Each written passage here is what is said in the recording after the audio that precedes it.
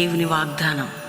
ఈ ఉదయకాలం ఈ వాగ్దానం మీకోసం ఎలా ఉన్నారు? బాగున్నారు? పొద్దున్న లేచారు, ప్రార్థన చేసుకుంటున్నారా? ఏదైనా విషయంలో కృంగిపోయి అలసిపోయి ఓడిపోయి ఉన్నారా? మీ జీవితాలు సరిగ్గా లేవా? ఎక్కడ కూడా ఏ విషయంలో కూడా కృంగిపోవద్దు. దేవుడు మీ పక్షమై ఉన్నాడు, మీ కార్యం చేస్తాడు. రెండోది సండే మందిరంలో చక్కగా రండి. బెల్లంపల్లి సంఘం బెల్లంపల్లికి ప్రామిస్ రండి.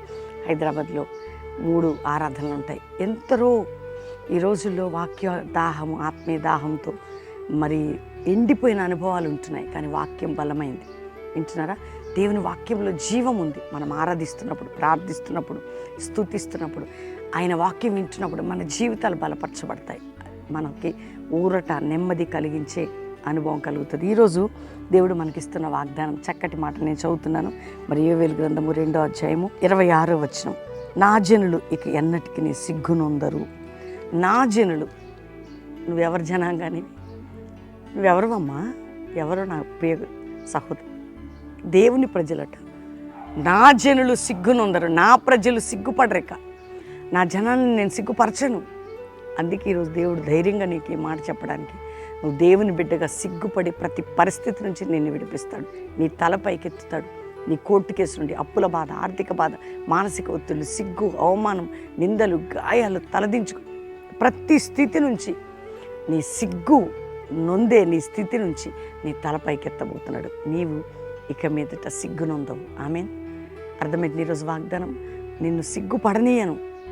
గట్టిగా పట్టుకు ఈ మాటని, నిన్ను సిగ్గుపడనీయను అంటే నువ్వు తల వంచవు ఎవరి దగ్గర.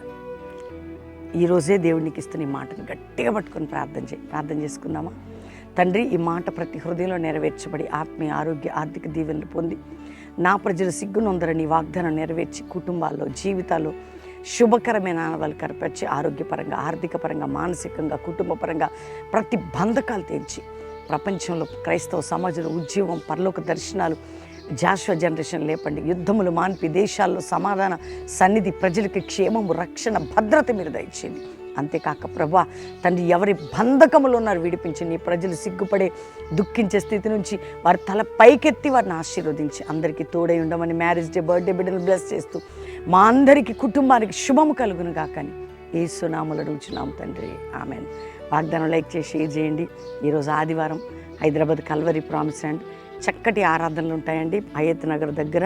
మరి ఉదయం 5 నుంచి 6, 7 నుంచి 9, 10:30 నుంచి 1 గంట, సాయంత్రం 5:30 నుంచి 8:30.